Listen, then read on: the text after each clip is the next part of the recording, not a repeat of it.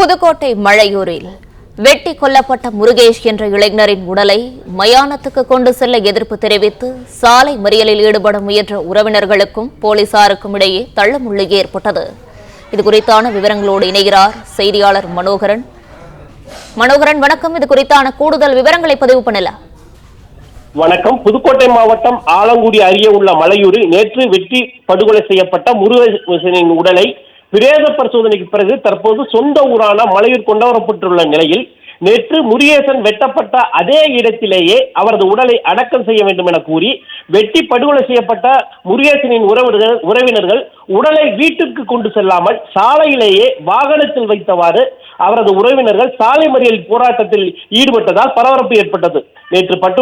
நேற்று படுகொலை செய்யப்பட்ட முருகேசனின் உடல் புதுக்கோட்டை அரசு மருத்துவக் கல்லூரி மருத்துவமனையில் பிரேத பரிசோதனைக்கு பின் தற்பொழுது அவர்களது உறவினர்களிடம் ஒப்படைக்கப்பட்டது.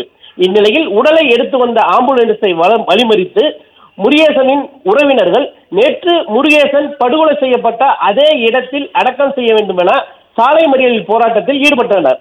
இந்த சம்பவத்தால் பெரும் பரபரப்பு ஏற்பட்டது. 100க்கும் அதிகமான காவல்துறையினர் பாதுகாப்பு பணியில் ஈடுபடுத்தப்பட்டுள்ளனர். காவல்துறையினர் அவர்களிடம் பேச்சுவார்த்தை நடத்தினர். இதனிடையே மறியலில் ஈடுபட்ட முயன்றவர்களை போலீசார் தடுத்ததால் இரு தரப்புக்கும் இடையே தள்ளுமுள்ளு ஏற்பட்டது. பேச்சுவார்த்தையில் எந்த பலனும் ஏற்படாத நிலையில் தற்பொழுது காவல்துறையினர் முருகேசன் உடலை ஆம்புலன்ஸ் வாகனம் மூலம் மலையூரில் உள்ள மயானத்திற்கு எடுத்துச் சென்றுள்ளனர். இதனால் அங்கு பரபரப்பான சூழ்நிலை ஏற்பட்டுள்ளது. இறந்த முருகேசனின் உறவினர்கள் எல்லோரும் அவர் வெட்டி கொல்லப்பட்ட இடத்தில்தான் அடக்கம் செய்ய வேண்டும் என பிடிவாதமாக இருந்து மறியலில் ஈடுபட்ட நிலையில் காவல்துறையினர் தற்பொழுது உடலை கைப்பற்றி மயானத்திற்கு எடுத்து சென்ற சம்பவம் பெரும் பரபரப்பை ஏற்படுத்தியுள்ளது. பிளே ஸ்டோர் மற்றும் ஆப் ஸ்டோரில் இருந்து பாலிமர் செயலியை QR கோடு மூலம் பதிவிறக்கம் செய்யுங்கள். செய்திகளை உடனுக்குடன் பெறுங்கள்.